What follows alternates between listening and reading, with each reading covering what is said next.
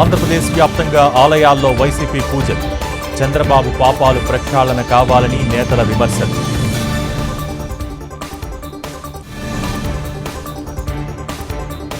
జగన్ తిరుమల రాకుండా స్వామివారే అడ్డుకున్నారు. వైసీపీ అధినేతను దేశ బహిష్కరణ చేయాలన్న టీడీపీ.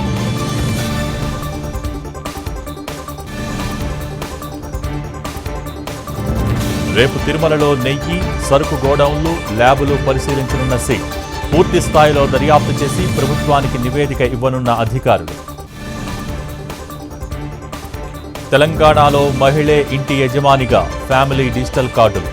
అక్టోబర్ 3 నుంచి పైలట్ ప్రాజెక్టుగా పరిశీలిస్తామన్న సీఎం రేవంత్ రెడ్డి.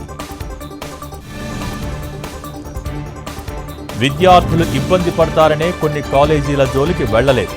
అక్రమ కట్టడాల వెనుక బలవంతులు ఉన్నారన్న రంగనాథ్.